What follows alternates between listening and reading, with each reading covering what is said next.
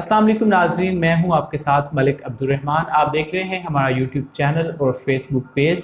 नाजरीन, आज की वीडियो के अंदर हम बात करते हैं एक काफ़ी ज़्यादा हाई प्रोफाइल केस के बारे में, जो कि अब से तकरीबन 2 हफ्ते पहले सोशल मीडिया पे और मेन स्ट्रीम मीडिया पर ये आया था। इस्लामाबाद में एक बहुत ही अनफॉर्चुनेट इंसिडेंट हुआ था, जहाँ पर एक उस्मान मिर्ज़ा नामी शख्स ने एक कपल को हरासा किया, उनको ब्लैकमेल किया, उससे 12-13 लाख रुपए भी बटोर लिए और उसके बाद उस लड़के के सामने उसकी जो बीवी थी उसको बरहना किया और उसकी वीडियोस भी बनाई। तो ये एक बहुत बड़ा केस था, जो कि अब उसको 2 हफ्ते गुजर चुके हैं, लेकिन अब तक वो मीडिया में इन है। ज़्यादातर इस तरह के जो केसेस होते हैं, मीडिया उसको शुरू में तो कवरेज करता है, लेकिन उसके बाद बिल्कुल उसके ऊपर खामोशी हो जाती है। लेकिन इस केस के अंदर हमें ऐसा लगता है कि इंसाफ होगा। तो इस वीडियो के अंदर हम आपके साथ शेयर करेंगे तमाम इस केस की जो डिटेल है शुरू से लेकर अब तक, और अब नई क्या क्या डेवलपमेंट्स हो रही हैं, और आपके साथ ये भी शेयर करेंगे कि इस केस का आगे चलकर क्या नताइज आ सकते हैं। तो ये तकरीबन 7-8 जुलाई की ये बात है। तब एक वीडियो सोशल मीडिया पे आती है, जहाँ पर एक शख्स है, हट्टा कट्टा एक शख्स है, जो कि इस्लामाबाद के अंदर उसका कारों का शोरूम है, और वो एक लड़की और एक लड़का जो कि कपल बताए जा रहे हैं, उनको गालियां देता है। जिसके बाद ये होता है कि एक और वीडियो सामने आती है। उस वीडियो के अंदर वो उनको मारता भी है, और उसके बाद उस लड़के के सामने उस लड़की को बरहना किया जाता है। वहाँ पर और भी बहुत सारे लोग मौजूद थे, कुछ जो वीडियोस बना रहे थे, कुछ उसके बाकी साथी थे जो कि वहाँ पर मौजूद थे। लेकिन मरकज़ी मुल्ज़िम जो है वो उस्मान मिर्ज़ा है। जिसके बाद 8 जुलाई 2021 को इस्लामाबाद पुलिस ने कार्रवाई करते हुए 4 अफराद को गिरफ्तार कर लिया, जो कि इसमें के अंदर मरकज़ी मुल्ज़िम थे। गोलडा पुलिस स्टेशन में सेक्शन 341, 354A, 506(2) और 509 के तहत मुकदमा भी दर्ज किया गया। उसके अलावा उन मियाँ बीवी ने क्रिमिनल कोड के सेक्शन 161 के तहत अपना बयान भी पुलिस को रिकॉर्ड करवाया, जिसके अंदर उन्होंने सारा कुछ बताया कि ये बंदा हमें किस तरह से ब्लैकमेल कर रहा था, और ये जो है ये आदी मुजरिम है। ये ऐसा नहीं था कि ये पहले कोई कपल था जिसको इसने ब्लैकमेल किया था। इस वाक़े के बाद एक और ख़तून सामने आ जाती है। ऐसा वाक़या रिपोर्ट होने का सबसे बड़ा फ़ायदा ये होता है कि बहुत सारी ऐसी बातें, ऐसे जो गंदे लोग होते हैं, इनके बारे में बहुत सारी ऐसी बातें होती हैं जो कि छुपी होती हैं, लेकिन अगर एक वाक़या रिपोर्ट हो जाता है तो और भी लोग आ जाते हैं। तो ऐसा ही हुआ, एक और ख़तून सामने आ गई, उसने भी कहा कि जी ये तो जी मुझे भी ब्लैकमेल कर रहा है, काफ़ी अरसे से मुझे हरास कर रहा है। और इसी केस के अंदर उस्मान मिर्ज़ा के साथ एक और शख्स है जो कि इसके अंदर शरीक मुल्ज़िम है। जब उसका सारा बायोडाटा सामने आया तो ये बात पता चली कि इसके ऊपर एक और भी केस है। इस्लामाबाद के अंदर एक जिम है, उसके मालिक और उसकी बीवी को ये बंदा जो है वो ब्लैकमेल कर रहा है, और उनके ऊपर तशद्दुद भी किया है उस बंदे। जब ये तफ्तीश आगे बढ़ती है तो ये बात पता चली कि उस्मान मिर्ज़ा इस्लामाबाद में I8 में रहता है। कारों का इसका शोरूम है, जैसे मैंने बताया, और इसके साथ इसके कुछ पार्टनर्स हैं 3-4 जो कि इसके साथ मिलकर काम करते हैं। इनकी गिरफ्तारी के बाद पुलिस ने तमाम मुल्ज़िमान को 8 जुलाई को इस्लामाबाद के एक सेशन कोर्ट में पेश किया, जिसके बाद सेशन कोर्ट ने इनका 4 रोज़ा जिस्मानी रिमांड जो है वो मंजूर कर लिया और इनको पुलिस के हवाले कर दिया। उसके बाद इनका दोबारा से रिमांड दिया गया। मीडिया रिपोर्ट्स के मुताबिक ये जो उस्मान मिर्ज़ा शख्स है, ये जैसा कि मैंने कहा आदी मुजरिम है। जब पहले इसके खिलाफ पहले तो कोई बंदा इसको कोर्ट कचहरी की बात इसके साथ करता ही नहीं था, क्योंकि ये जो है ऐसा बंदा है जो कि कोर्ट कचहरियों को सीरियस नहीं लेता। तो ये उनको ये कहता था कि मैं आपको देख लूँगा कोर्ट कचहरियों में, जब ये कोर्ट कचहरियों में जाता था। लेकिन प्राइम मिनिस्टर इमरान खान ने क्योंकि इस केस के अंदर नोटिस लिया, तो इस वजह से अब मीडिया के ऊपर ये आ रहा है कि ये बंदा अब वाकई घबराया हुआ है कि इस केस के अंदर इसका बचना जो है वो मुश्किल नज़र आता है। अब इस केस के अंदर कितने ज़्यादा मुल्ज़मान हैं, इसके बारे में भी मुख्तलिफ बातें हमें देखने को मिली शुरू से। किसी मीडिया रिपोर्ट में ये बताया गया कि 8 मुल्ज़मान थे, और किसी में ये बताया गया कि 6 मुल्ज़मान थे। उसके बाद 6 मुल्ज़मान जो है उनकी बाकायदा तौर पर गिरफ्तारी हुई, और ये कहा गया कि ये जो 6 बंदे हैं ये इस केस के अंदर मरकज़ी मुल्ज़िम हैं। ये भी कहा गया कि 6 बंदे पकड़ लिए हैं, 2 की तलाश जारी है। उसके बाद 14 जुलाई को डॉन की एक स्टोरी है जिसके मुताबिक 14 लोग जो हैं इसके अंदर मुल्ज़िम हैं।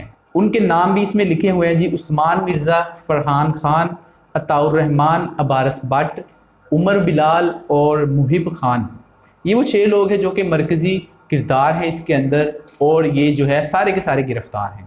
20 جولائی کو سماعت ہوتی ہے اسلام آباد کی ایک عدالت میں، جس کے اندر عثمان مرزا جو ہے وہ ضمانت کے لیے درخواست دیتا ہے، جو کہ عدالت رد کر دیتی ہے، اور عدالت ان تمام ملزمان کو جوڈیشل ریمانڈ پر جیل بھیج دیتی ہے، جہاں پر یہ 30 جولائی تک رہیں گے۔ 20 جولائی کو جو عدالت کی ہیئرنگ تھی، اس میں یہ بات بھی سامنے آئی جو کہ میڈیا کے اوپر یہ چلی، کہ وہ پیسے جو کہ بتایا جا رہا ہے، کہیں پر بتایا جا رہا ہے کہ 12 لاکھ ہیں، اور کہیں پر بتایا جا رہا ہے کہ 13 لاکھ روپے ہیں، جو کہ اس نے بلیک میلنگ کر کے وہ جو میاں بیوی تھے ان سے لیے تھے۔ تو وہ جو میاں بیوی ہیں ان کے جو 12 لاکھ روپے ہیں وہ بھی پولیس نے ریکور کر لیے ہیں، اور عدالت میں یہ بات بتائی گئی کہ یہ جو ملزمان ہیں یہ تمام کے تمام پیسے واپس کرنے کو تیار ہیں۔ اور اس ویڈیو کے اندر جس میں ہم نے دیکھا کہ لڑکی کو برہنہ کیا جا رہا ہے، تو وہ بندہ جو کہ ویڈیو بنا رہا تھا، پولیس کے مطابق انہوں نے اس کو بھی گرفتار کر لیا ہے۔ اور اسلام آباد پولیس نے ایک اور اچھا کام اس میں یہ کیا ہے کہ مزید دفعات اس میں شامل کر دی ہیں، اس میں بلیک میلنگ اور ایکسٹورشن کی مزید دفعات جو ہے اس میں شامل کر دی گئی ہیں۔ اس کیس کی آخری جو سماعت ہوئی تھی اس میں عدالت عظمیٰ نے یہ حکم دیا کہ کیونکہ ان کی تفتیش جو ہے وہ کمپلیٹ ہو چکی ہے، تو اب ان کا پولیس جو ہے وہ چلان پیش کرے، تو اس کے بعد جو ان کا ٹرائل ہے وہ باقاعدہ طور پر شروع کر دیا جائے۔ لیکن اب تک جو ڈان کی اور ڈی نیوز کی یہ سٹوریز ہیں، ان کے مطابق یہ جو تمام ملزمان ہیں، یہ کیونکہ اثر و رسوخ والے ہیں، بڑے بڑے لوگوں کے ساتھ ان کے تعلقات ہیں، تو وہ ان کیسز میں سے سب سے پہلے تو یہ کر رہے ہیں کہ دفعات جو ہیں وہ جو سنگین مقدمات کی دفعات اس میں ہیں وہ ان کو نکلوا رہے ہیں۔ تو اب جب اس کیس کا ٹرائل شروع ہوگا تو اس وقت ہمیں یہ پتہ چلے گا کہ اس کے اندر اور کون کون ملوث ہے، اور کتنے افراد ایسے ہیں جو کہ ہو سکتا ہے سامنے آ جائیں کہ اس بندے نے ہم سے بھی پیسے لیے ہوئے ہیں۔ یہ بندہ جو کہ ہے ہی فراڈیا، اس کا کام ہی یہی ہے کہ فراڈ کرنا، تو اس نے پتہ نہیں کتنے لوگوں سے فراڈ کیا ہوگا اور کتنے لوگوں سے پیسے لیے ہوں گے۔ جب بھی کوئی کیس اس طرح کا سامنے آتا ہے، چاہے ریپ کا ہو، قتل کا ہو، چاہے وائلنس کا ہو، تو ایک بات ہمیں کامن نظر آتی ہے ہر جگہ پہ، کہ اس کیس میں جو ملزمان ہیں، مجرمان ہیں، ان کو عبرتناک سزائیں دیں، اس کو ایک ایگزامپل بنا دیں، ایک ایگزامپل سیٹ کر دیں، تاکہ جو اس طرح کے واقعات ہیں وہ رک جائیں۔ ہمیشہ یہ بات ہوتی ہے لیکن اس کے بعد کچھ نہیں ہوتا۔ اگر میں اپنی بات کروں تو مجھے حیرانی ہے کہ 2 ہفتے گزر چکے ہیں اور میڈیا ابھی بھی اس کیس کے اوپر بات کر رہا ہے، ورنہ آپ کو پتہ ہی ہوگا کہ 1 سے 2 دن خبر چلتی ہے، اس کے بعد خبر جو ہے وہ نظر ہی نہیں آتی کہ ایسا کوئی کیس ہوا تھا۔ لیکن اس کیس میں اب تک میڈیا جو ہے وہ اس کو رپورٹ کر رہا ہے، سوشل میڈیا نے بہت شور مچایا، اور آج اتنے دن کے بعد ابھی بھی آپ اسکرین کے اوپر دیکھیں، عثمان مرزا پاکستان میں ٹرینڈ کر رہا ہے ٹویٹر کے اوپر، یعنی کہ لوگ جو ہے اس کیس کے اندر بہت زیادہ انہوں نے انٹرسٹ لیا، اور 3-4 کیسز اور بھی ساتھ آگے، قرۃ العین کا کیس آیا، سائمہ کا کیس آیا، اور کل جیسا کہ ہم نے آپ کے ساتھ شیئر کیا نور مقدم کا کیس، وہ بھی اسلام آباد سے ایک ہائی پروفائل کیس ہے۔ لیکن ایک امپورٹنٹ بات میں یہاں پر آپ کے ساتھ کرنا چاہتا ہوں کہ ہم ہمیشہ سنتے ہیں کہ پرائم منسٹر نے نوٹس لے لیا، تو ہمارا عدالتی نظام اتنا زیادہ نکارا ہے، نچلے لیول کے اوپر ہے، کہ وہ کیس جس میں وزیر اعظم نوٹس لیتا ہے بس وہی کیس آگے چلتا ہے۔